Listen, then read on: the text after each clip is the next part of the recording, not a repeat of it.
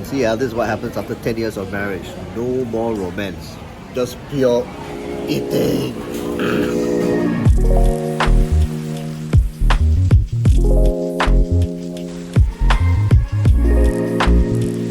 Okay, hello. It's a beautiful Friday morning and you're watching Braised Eats. And I'm here at Ghim Moh Market and Food Centre to talk about probably the most famous duck rice in Singapore. You see the stall over there, let me show you. That stall right over there. Okay. Chuan duck rice. That stall was awarded a Michelin Bib Gourmand in 2018. And that created a lot of media buzz for the stall. So as a result, there are always long queues for the duck rice here. But in this particular case, I would say that the media hype is very well deserved. I mean, I personally have been eating Chuan for more than 10 years. And my family love the food here as well. So as for the history of the stall, founder Huang Mingyi learned how to cook Hokkien-style duck rice when he was a teenager from his cousin, who also runs a duck rice stall. Then when Huang was 19 years old, he started up Chuan duck rice at Ghim Moh Food Centre in 2003. And he has been here ever since. In 2006, he set up a second outlet at Chong Food Centre in Yishun, and currently he has 10 staff who help him run these two stalls. So they open at 9 or 9:30, it's now 8:40 or so we just have to wait.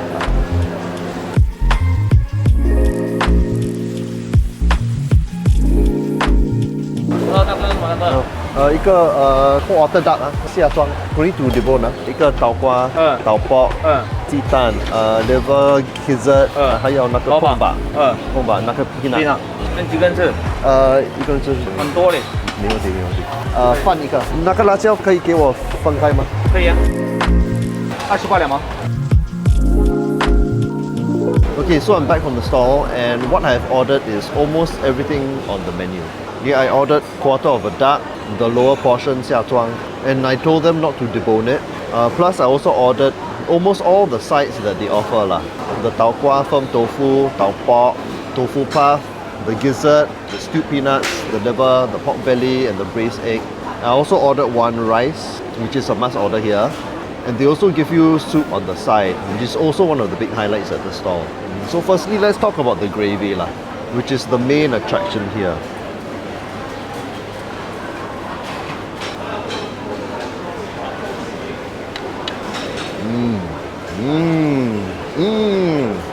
So the duck rice here is the Hokkien style of braised duck rice, where the gravy has a lot of complexity.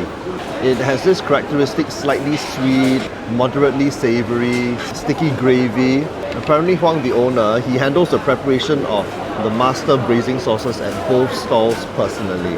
So he goes down to make the sauce when the stalls are closed on their weekly days off, which is on Saturday and Sunday, depending on the stall.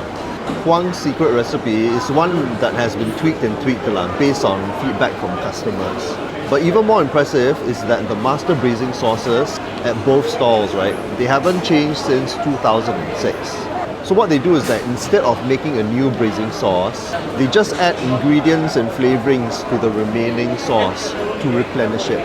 And it is this master sauce that is drizzled over the duck and all the side ingredients. And this is my first complaint about the stall. And they drizzle on enough sauce for the ingredients, but for me personally, a little more would be nicer. Why? Because I just love the sauce lah. But that's really a small niggle. So next to the duck.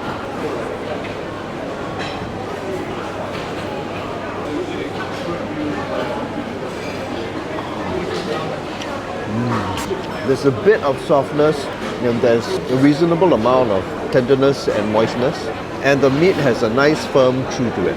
And that is because the ducks are apparently free-range ducks that are imported from Malaysia, then they are slaughtered in Singapore. And what I've learned over the years is that not every duck rice stall will use these free-range ducks lah. Chuan is one of the few that do. And because it is free-range, there is more of a distinct duck flavour. But under all that braising sauce, right, it's a bit hard to notice it. Even I have a hard time detecting it lah. But after a while, you can sort of like faintly detect it, but you really need to pay attention lah. Another thing that is the default at this stall is to serve the duck boneless. It's been that practice for as long as I can remember, but according to what I've been told and what I remember, verified by many hawkers, is that customers started requesting for it to be deboned in the 1990s. And then for some reason, a lot of duck rice stalls started following suit lah. So if you don't want it to be deboned like me, you have to order at least a quarter of a duck or more. So next, the rice, which is a huge highlight here.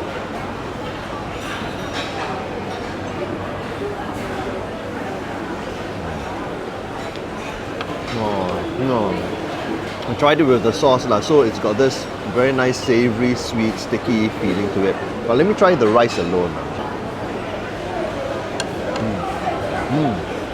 Okay, the chicken rice has chicken rice, which is oily and it's got chicken stock in it lah. But this is kind of like the duck version of chicken rice. And it's got this unique, sticky, rich, lightly sweet, lightly savoury flavour to it. And the impressive thing is that the rice still has a nice firmness to it and it isn't mushy in the least. So what they do is to cook the rice with a braising sauce. That was the trend that was started by Yuki duck rice in the 1990s. It caught on and now every Hokkien duck rice stall does it this way. Prior to the 1990s, duck rice used to only serve plain white rice. So next, the liver.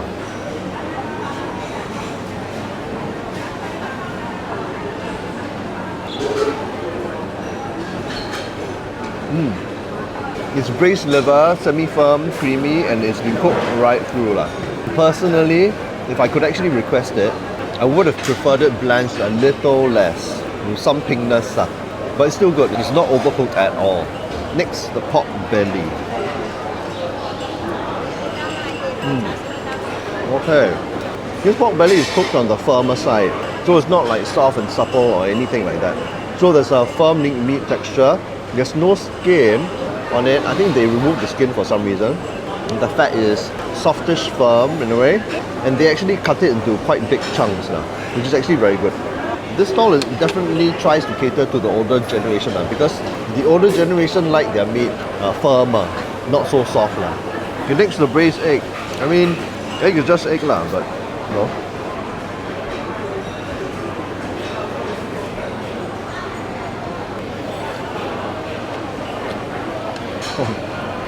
Eggs which have been boiled and drenched in the braising sauce, very nice. Next, the gizzard.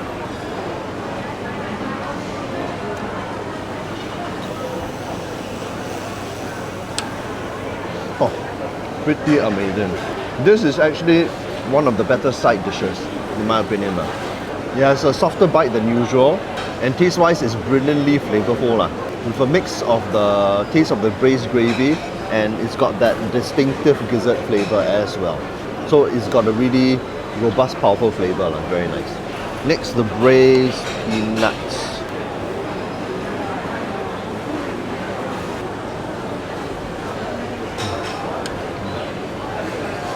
Soft, but it's got a slightly firm texture, and again a nice mix of the braising sauce and peanut flavor. Next, the braised tau kwa or firm tofu.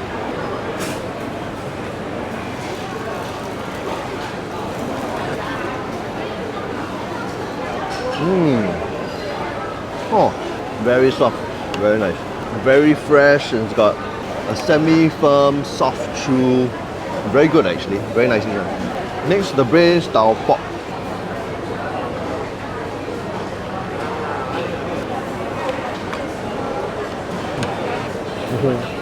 Always a joy to eat tau pok as it's a flavor blast as the tau pok soaks up all the sauce. Next, the soup, which is a big highlight, don't ignore it. Okay.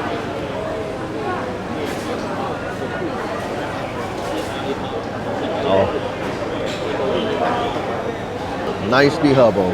I mean, it's got a nice balance of stock and herbal flavors. It's not diluted. There's very little oil notes, so it's nice to drink this at the end of a meal to wash everything down. Next, the chili. Now, they actually offer two different kinds of chilies, but it always comes mixed, as it's meant to be served mixed according to the owner. And if you don't specify, they will always serve it to you mixed. But this time around, I asked for it to be separated, so I can actually taste the sauces individually. So the first one is this.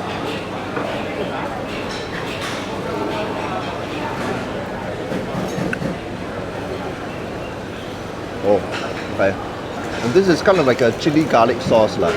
Very similar to how the Teochews do it. It's fresh, it's tangy, and it's sweetened just a bit.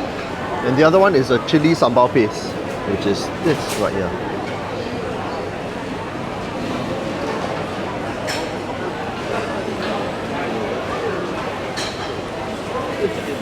More oil rich, more power packed. So it's nicely flavored lah. Dried prawn notes, slightly sweet, savory, and oil rich. So what they recommend, and the owner recommends, is that it's meant to be eaten together. So I also got one where they actually mix it, and this is what they will actually give everybody lah.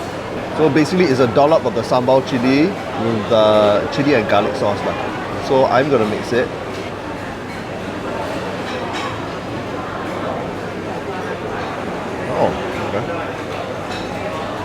And this sauce and the way they actually serve it to customers is probably a unique point about Chuan duck rice because it's got this unique chili sauce as a result where it's got a slight sweetness, slight sourness, and it's fresh, yet rich, yet earthy. So it actually opens up your senses, but yet it's also rich at the same time. So what I'm going to do is that I'm going to take a bit of rice, a bit of the duck, and then I'm just going to add the chili garlic on it.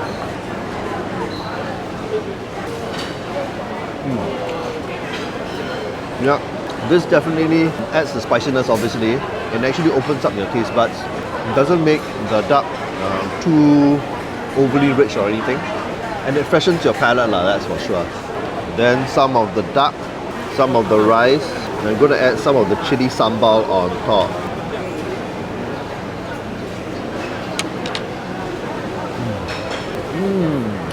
Oh, that adds a whole lot of flavour inside.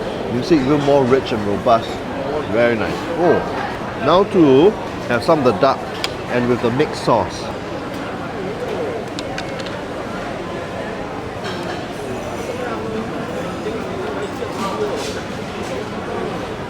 I can't decide. It's nice, but there isn't a distinctive purpose to the sauce here You know, it like tries to open up but only a bit. It tries to be rich but only a bit.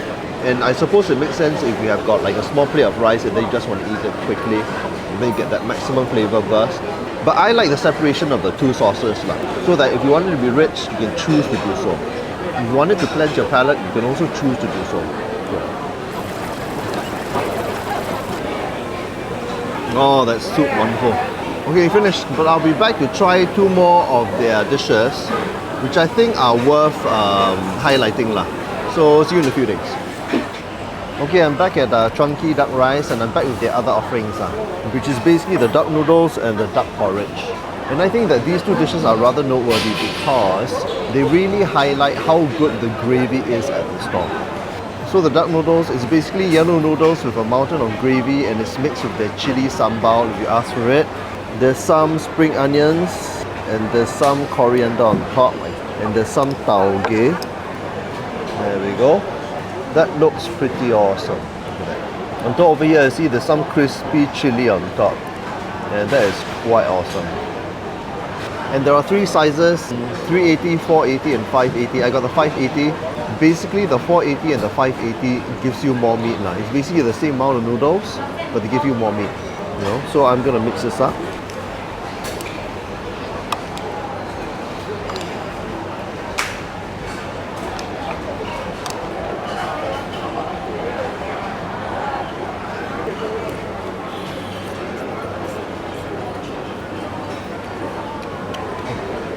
This is so good, I need another bite of this before I talk.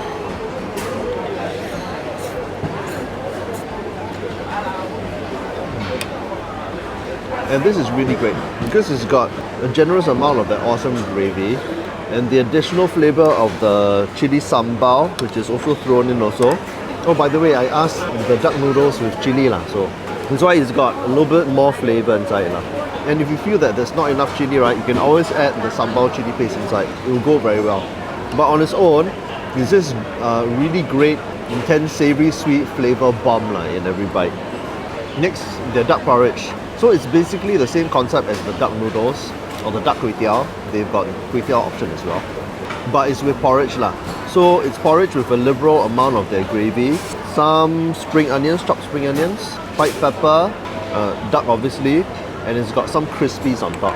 Okay, and the porridge is not plain, it's actually seasoned already.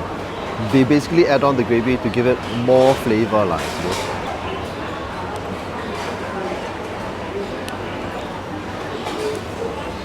Okay, that looks pretty awesome.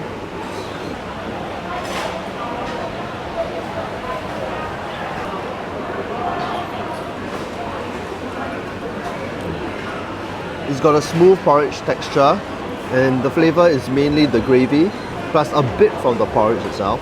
Compared to the duck noodles, it is perhaps a lighter flavour, just a bit, you know, especially because you don't add the chili sambal inside the porridge lah. You know. So for people who want something a little bit lighter in flavour and also something a bit less richer lah without the skin, because there's no skin on the meat, they will like this option lah. Okay, finished. So that was a look at chunky duck rice, and this stall is arguably the top or maybe one of the top 5 Hokkien-style duck rice in Singapore. But would I travel half across Singapore to eat here? I would say yes. Almost everything is spot on. The gravy, the duck, the rice and the soup. The side ingredients are also very nicely done. Plus they've always been very consistent on the quality lah, in the 10 years that I've eaten here. But as I said before, my one niggle is the liver, which could be a little undercooked lah, in my opinion. The other problem is also that this stall is also very popular. So you have to queue quite a bit at this Ghim Moh outlet.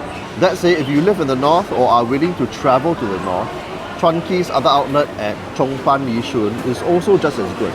I've tasted both stalls and the quality is basically the same. Plus, there is less of a queue there.